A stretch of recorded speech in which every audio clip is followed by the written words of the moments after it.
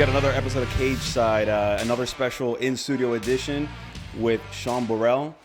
The man looks young. He is young, but he's been around the block. He's been in there against some of the biggest names.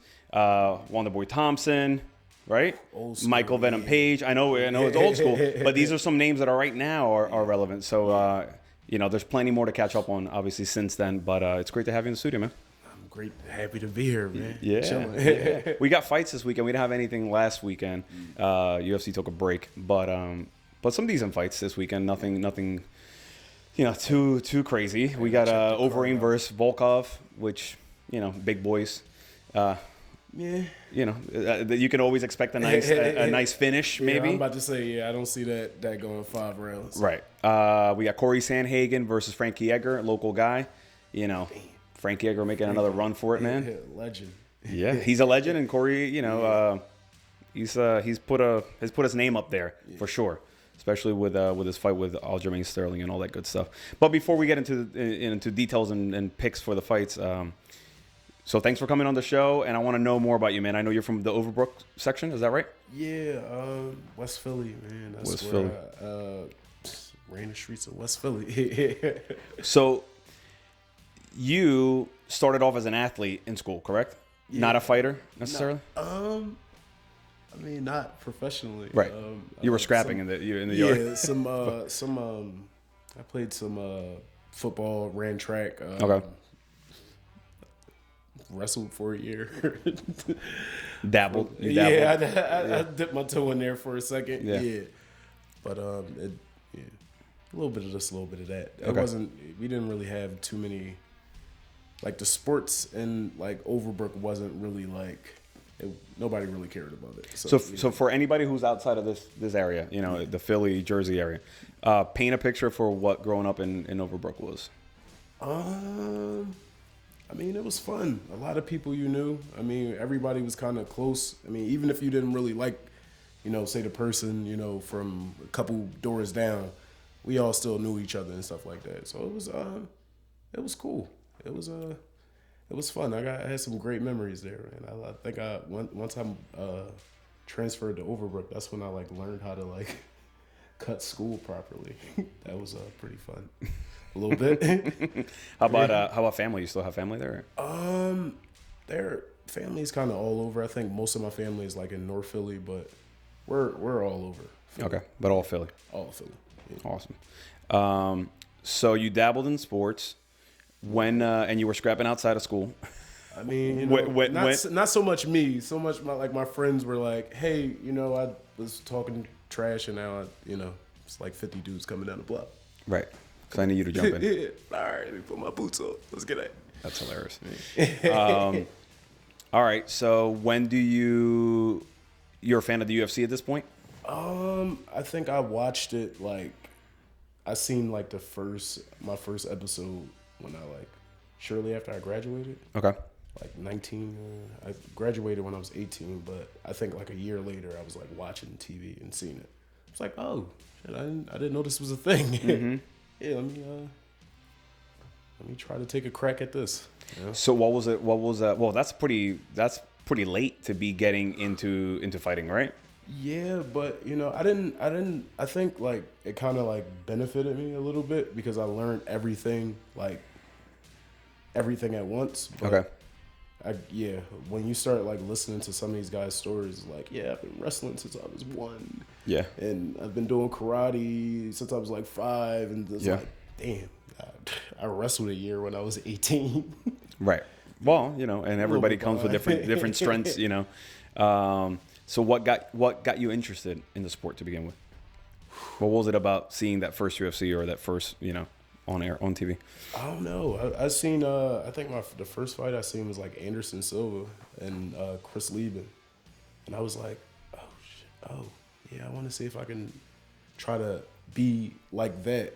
It was that was cool. You shot up too, Silva as your first. Yeah, you weren't picking a prelim guy. You're I want to be the spider, please. Thank you. Yeah, I thought I could. He's a little bit different, so that's funny. My style is a little different than his. So all right, so you watch that. You all right. I want to be that guy. Do you go start boxing, or do you go? How do you get into it? You know, it's a bunch of gyms in Philly, like a bunch of random gyms, I guess. So I just started going around, stopping in different gyms. Hey, let me, I want to be a fighter. They throw me in there, and some gyms were like really commercial, like they weren't really like teaching you things. It was like a a Taibo kickboxing class for everybody. It's like I can't be a fighter doing this. And then like I came across like a Fight Firm, and that was like the one gym where it was like, you mean it wasn't very technical. Like the guy who ran the gym, he was pretty good. He was a really good teacher, but like it wasn't really. It was just, you know.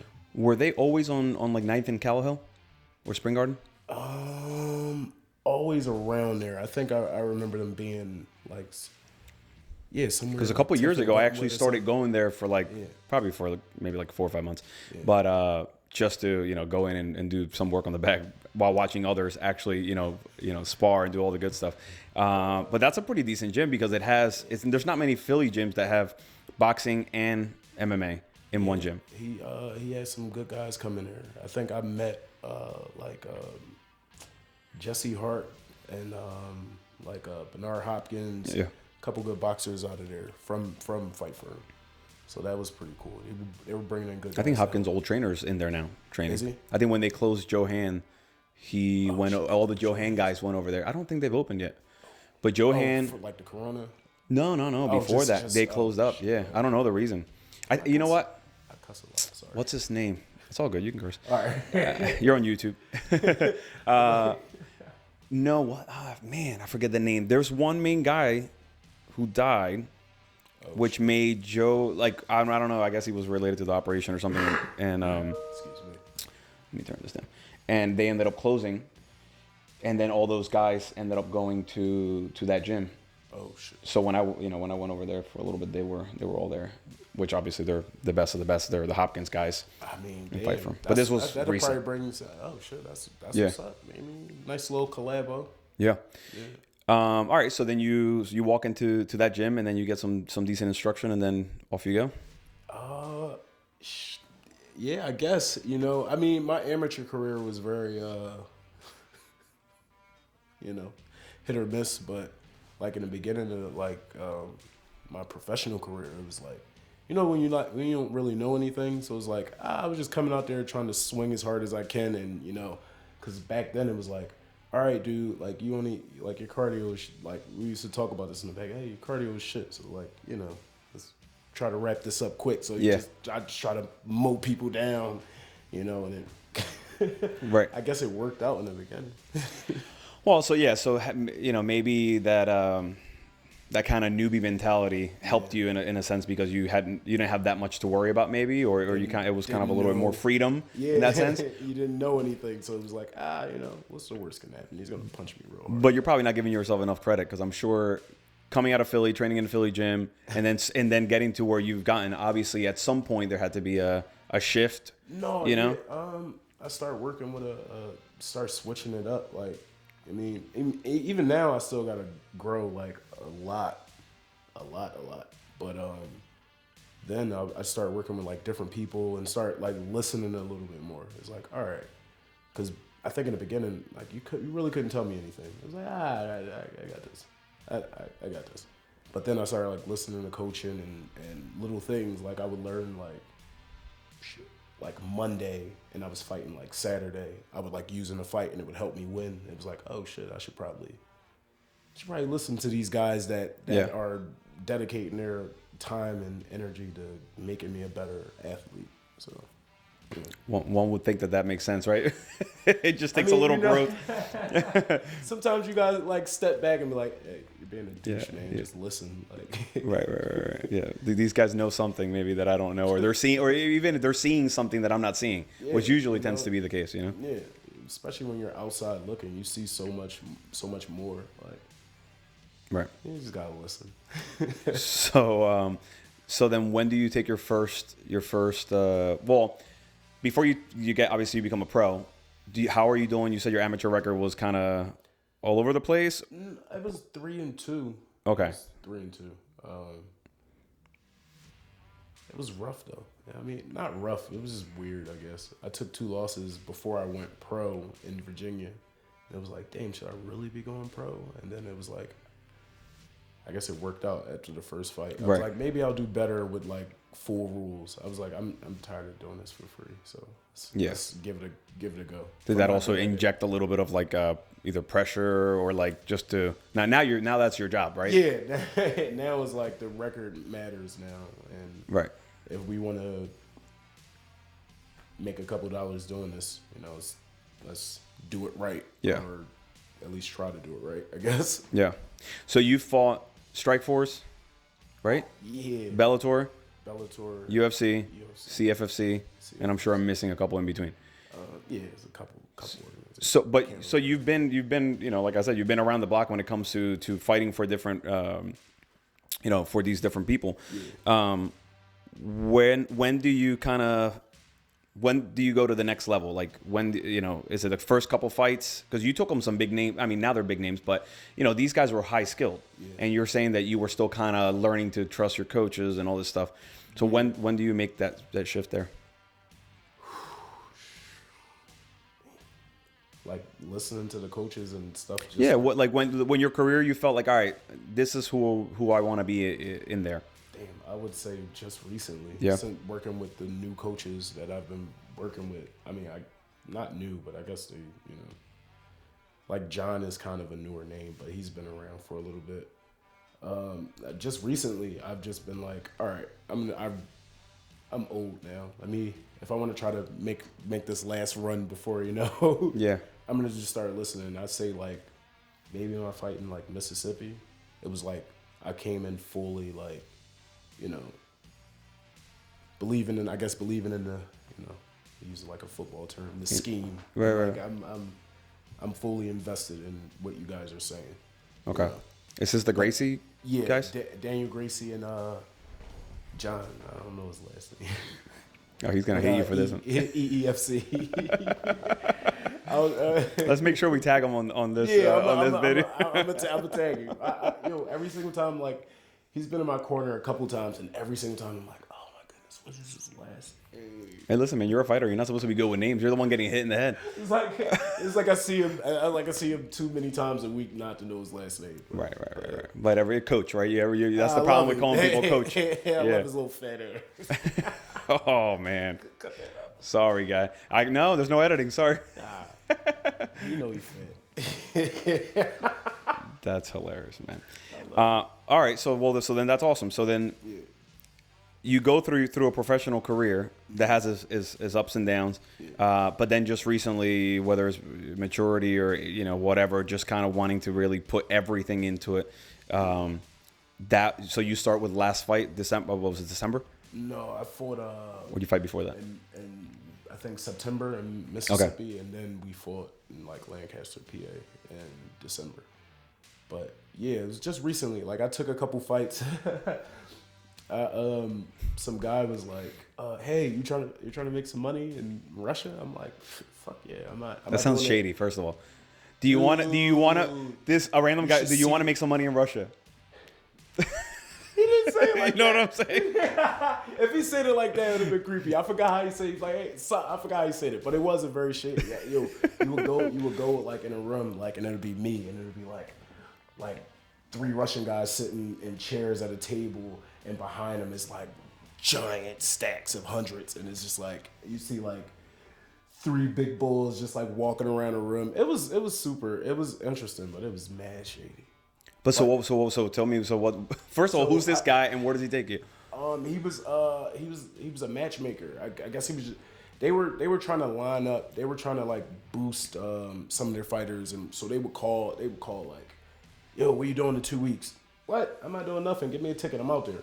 And I would just like that was like in the beginning when I was like not in the beginning. That was recently when it was like, you know what, I'm gonna do this shit by myself. But it's like.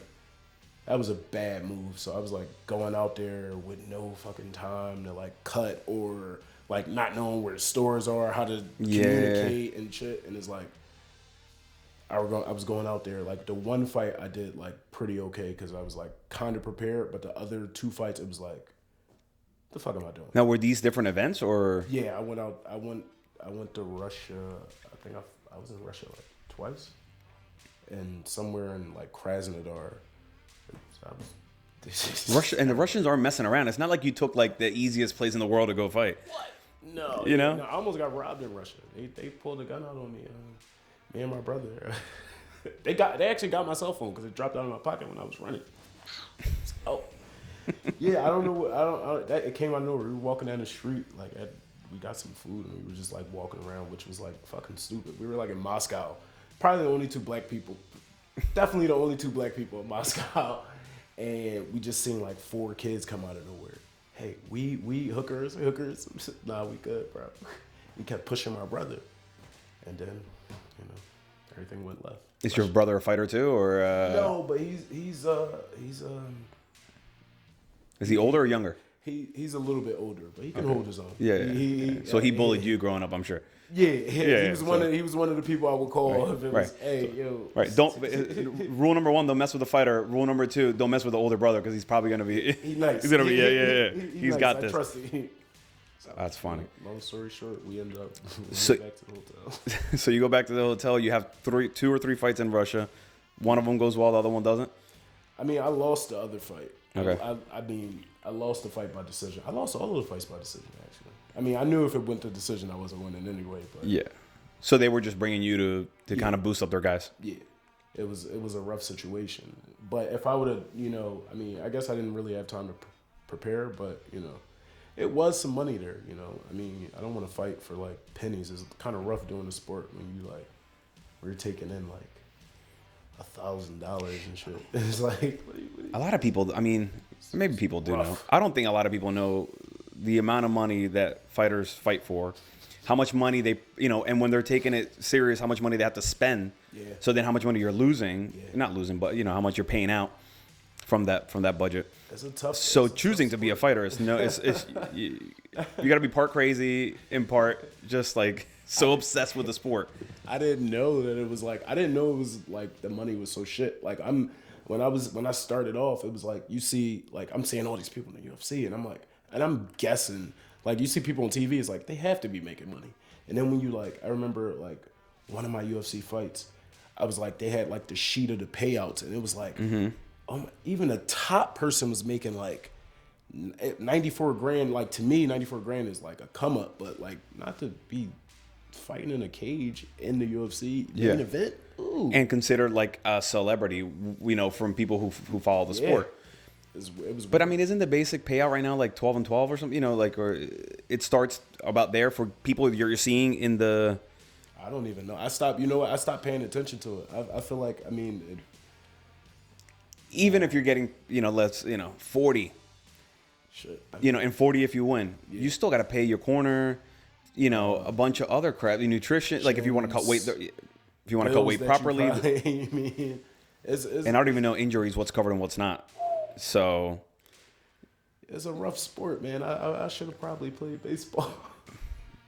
I wish what they were saying, showing some guy he was like getting paid like $400 million. Yeah, it's ridiculous. Like 10 years. I'm like, God damn, why wasn't this like? Why didn't anybody tell me about this? I tell my kid all the time, it's like pick the safest sport. So what is it? Baseball, basketball, but you got to be tall. Oh yeah, but you know what I'm saying. But like, what are the options? Every week. Yeah, so and these guys are making hundreds of millions of dollars. Yeah. Their body doesn't go through any of the work that you guys have to go through. As soon as you're done, you could probably go into a golf career. Like, yeah, I wish I knew how to play golf. That's another career that's very low impact and high pay. Man, I'm gonna hold a seminar. Yeah. I mean, unless fighting starts to pay a little bit more. Well, I think you guys are in the MMA world are kind of stuck in the growing stage because it's definitely. I'm gonna be an old man. It's unfortunately,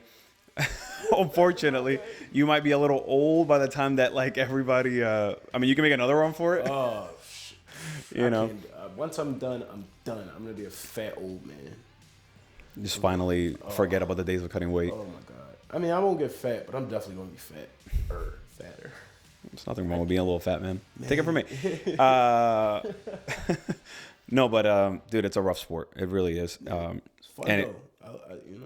The people you meet, the people I train with, it's I enjoy like that. But it like helps me. Like even in the morning, like I come in the gym, it's like, oh man, fuck everybody.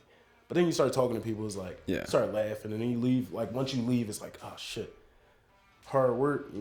Got my ass roughed up a little bit, but it's cool. Tomorrow may be better. You know? But it's like I do like that aspect of it. But you probably miss it too, right? So like maybe even during COVID, like if you're not in the gym for a couple months, I'm sure you miss the team around you, the people around you, the no, maybe not. No. I do. The people are good. I do miss everybody but John. No, John, my man. He always he always talking shit though. So I'm joking.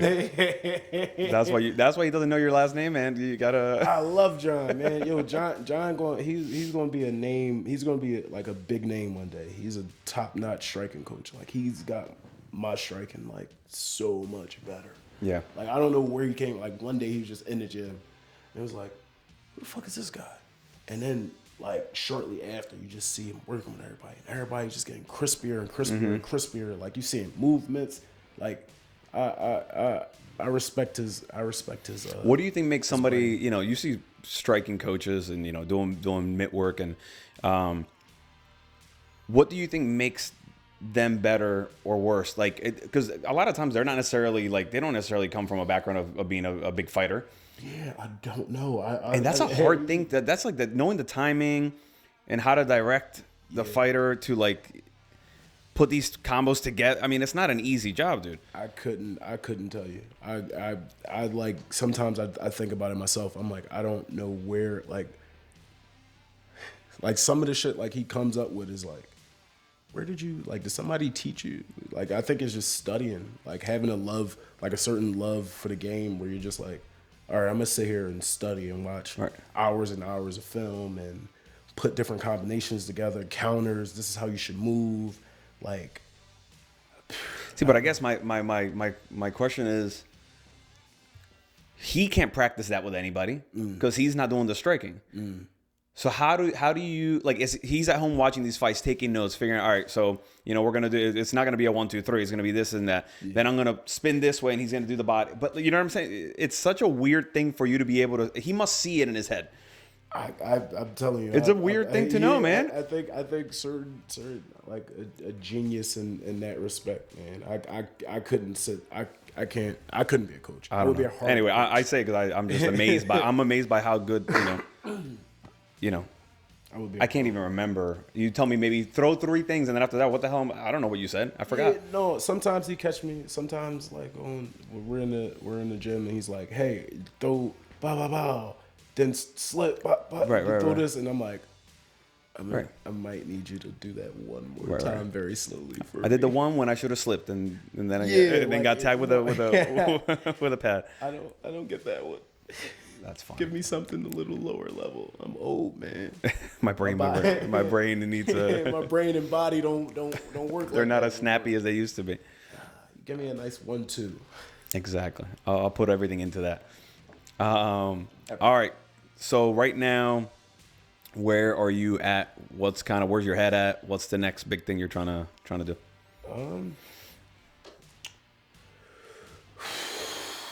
I'm waiting, I guess, like everybody else. I'm trying to like right now my thing is like I kind of like fucked my record up in Russia, so I'm like trying to rebuild like the show. Like, all right, I can still do this. Like is those counted against you? Yeah, they still did. Yeah, a couple. Yeah. They showed up on the I thought somehow you guys did that on the round and managed to not get the. I thought I went to look at the record on the internet. I was like, oh shit, that really did. Somebody really did watch it. I thought this was an exhibition. That's hilarious. Well, that's everybody's new thing, right? It's an exhibition. That's the Mayweather way. Oh man. Everything's an exhibition, just in case I lose. Yeah, shit. That's how I'm coming to my next fight. Listen, dude, this is practice unless you get knocked out, then it counted. Exactly. Put that on the record. Exactly. No, I'm trying to. I'm waiting to hear for when I can fight again, man. I'm trying to, get another knockout. I want another finish. I want to just keep getting finishes so I can so one of these big organizations can be like, all right, we could use them, and then I can start really going to work. Do you need like a Yeah. a 3-fight run. I think so. You know what I mean? That's usually the number, right? I think so. I hope that's all I need. All I need for somebody to call me. Because there's a lot of corny people out here fighting in some of these top organizations. They could throw me in there, start beating on somebody. And you've been, you know, it's not like you haven't been in there already. Yeah, you know, I put me in there and start knocking somebody out, man. We had some fun, you know. Yeah, Well, I think they could use that mentality, definitely. Listen, I know I can do it. Like I've done it before, so it's like, you know, You gotta I just just string gotta them show. together. I just gotta show. Like, all right, I fucked up a little bit, so I gotta show. Like, Right. all right, he can make weight. He can do this because that was a big problem. That was kind of. I think that's what got me cut from the UFC because I had so much trouble like making like 170. In my defense, I did get a couple calls like, "Hey, yo, what are you doing tomorrow?" And it's like, "All right, yeah, I'm coming down." Like the one fight I made the one fight I made 170, but it took a little bit. The Wonderboy fight, it took a little bit of like that extra. You know, when they give you that extra hour, I had to use that extra hour. But the one fight, they called me like a week out, and it was like, "How much do you weigh?" I'm like, "Whatever I need to weigh to get to Vegas. Whatever you." Right. I'm 10 pounds over. Take me down there, and I was like, I had to lose like 40-something pounds. But you know, it's like when you get the call, it's not like it's you know, call me back in like 2 weeks. Like you'll never get the call again. So it's like I need to. Yeah, what?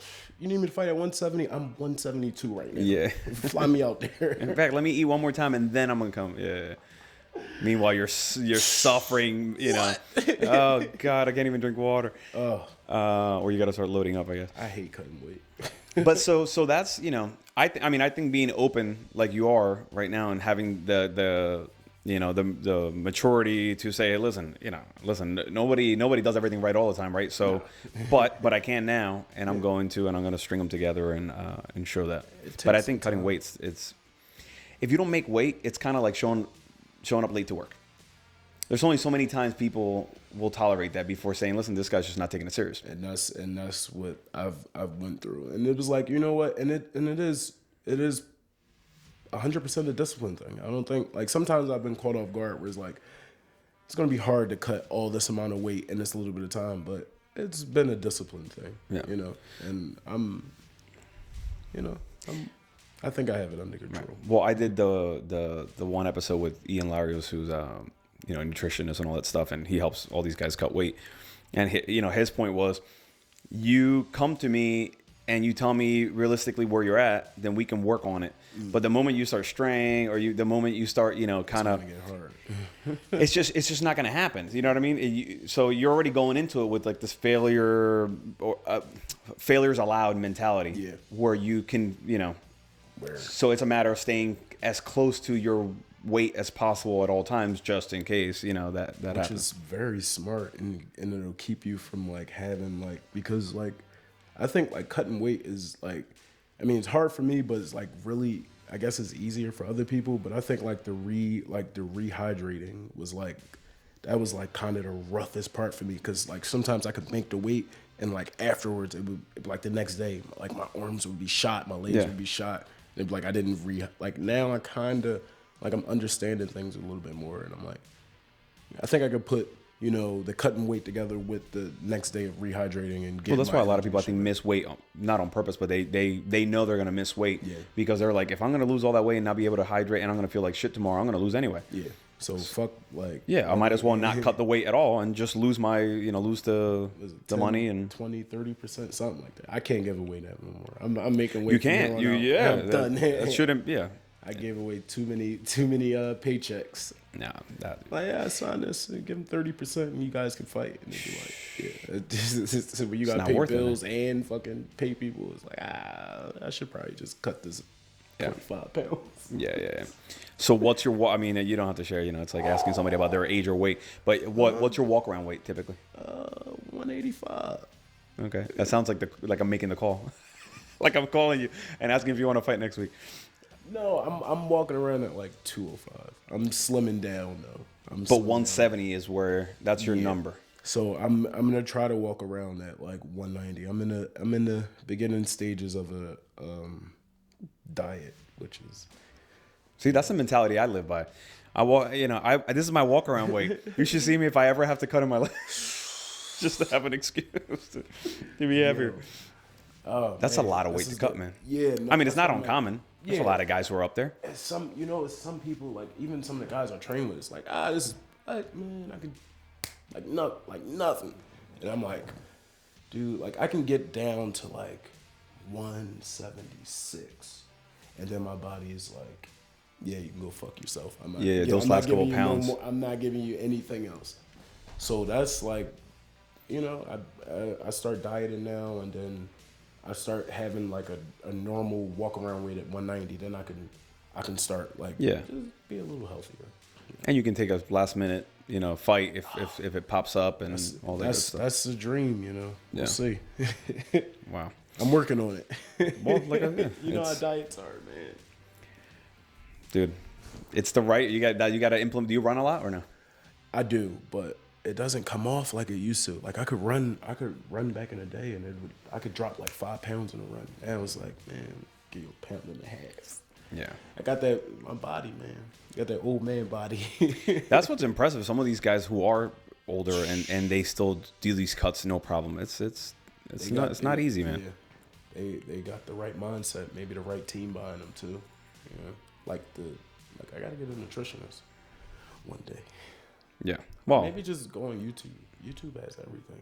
At least for the hydration part, man. Yeah.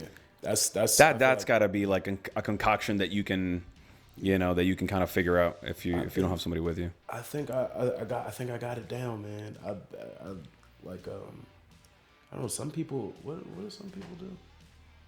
Like I know IVs are illegal, but some people do. People do illegal shit all the time. Yeah. Well, I think it was a lot easier when you could do IVs. I tried it once, and like I don't even like people like playing around with my veins like with the drawing blood, because like people miss, like if you just get some rando in the rim, like trying to like, I remember that shit, like trying to get like an IV, and it's like, dude, I'll just drink extra water, I'm good. Like, give me a Pedialyte and let me carry on. Stop poking at me. I hated that shit. There's some motherfuckers that could just be like, boop, get it done. Listen, I wonder if someday the whole weight cutting thing will be eliminated altogether, because it's kind of silly. More weight classes. Whatever happened to that? I don't know. It was like the biggest thing everybody was talking about, and then all of a sudden it disappeared, as many things do. You fight in these 4 weight classes. Yeah. But maybe you'd be fighting at one, I don't know, 180 something, but those are some big boys. 175. Because I say I fought at like 85 a couple times, and I can knock people out at 85, but it's like you're gonna come against that one guy, like I think his name was like Tim Williams. And he was fucking I hit him with I hit hard, like I was hitting him with everything, and he would like fall a little bit and just like come back to and just keep coming. It's like, dude, I'm tired, like, and he just lay on me, and it's like it wasn't shit I could do. Like I gotta get out of fighting. What's more frustrating, not being able to catch a guy, or catching the guy and not being able to put him out or hurt him?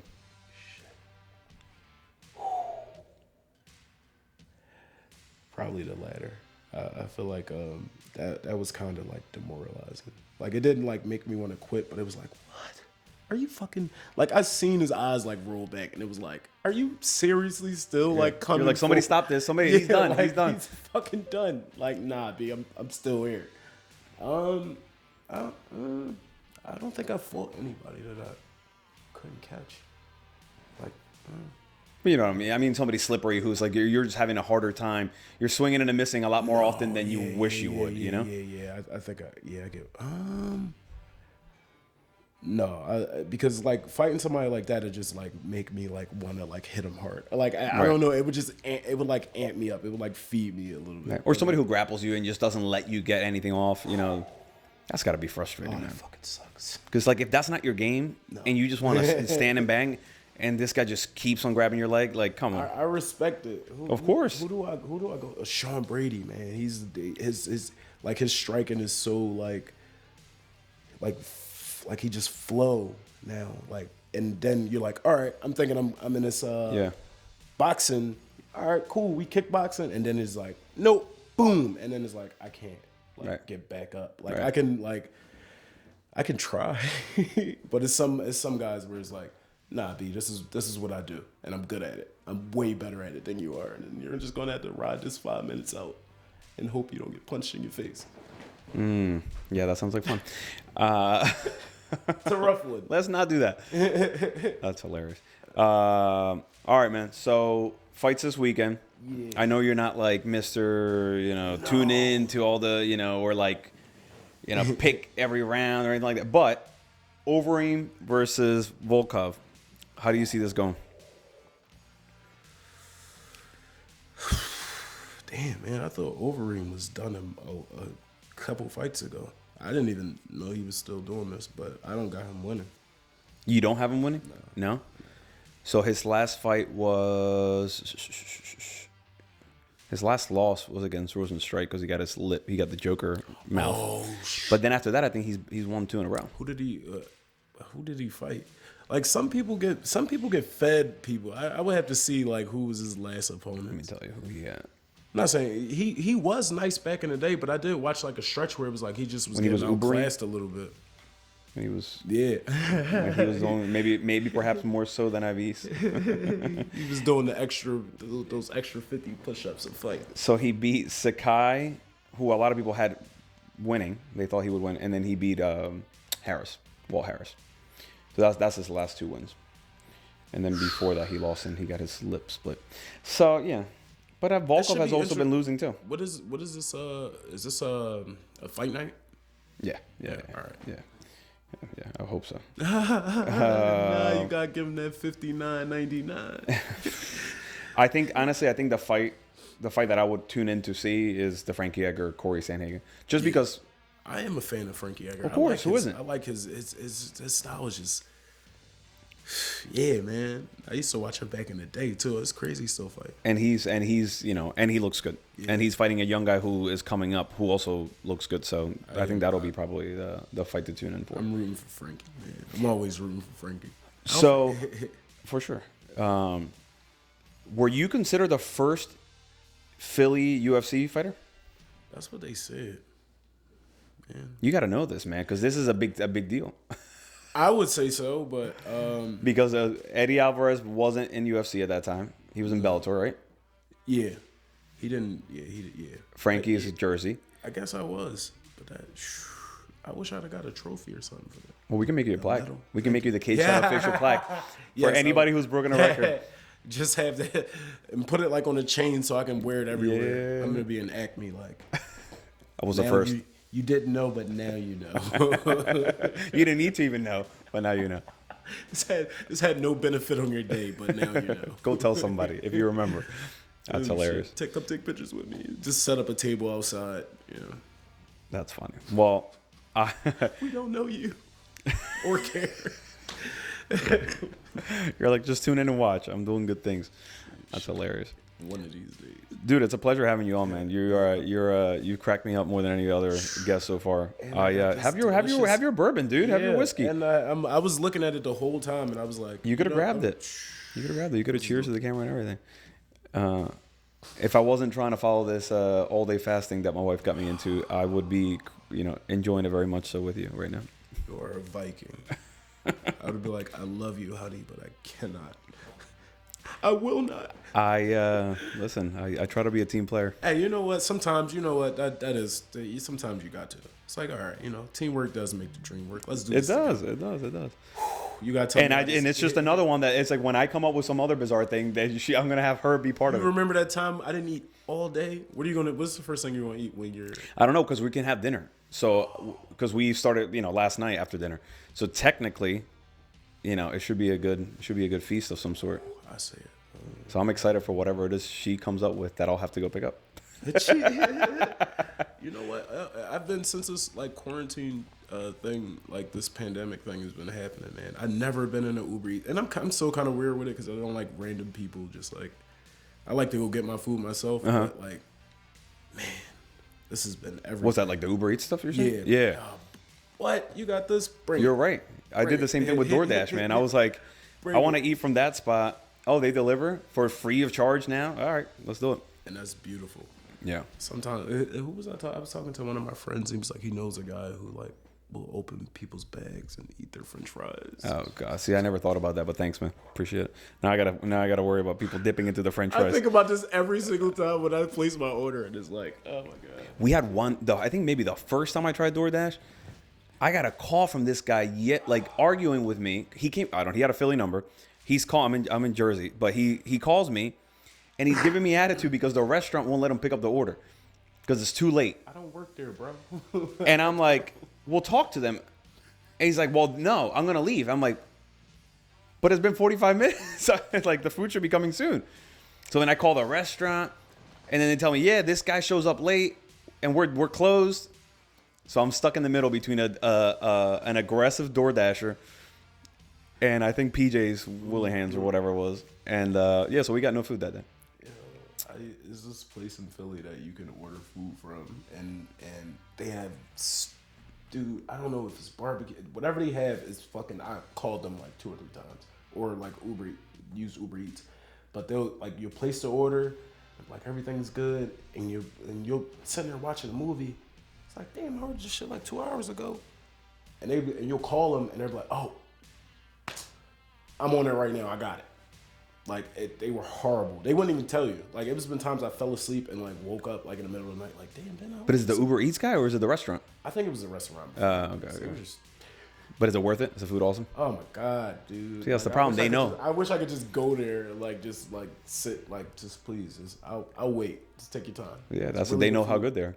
They won't. Yeah, that fucking sucks. Was it a chicken place, you said? I'm gonna find the name of the place. I'm gonna send it to you. So if it's you wouldn't call. You shouldn't call. Dude, They're not gonna bring you food.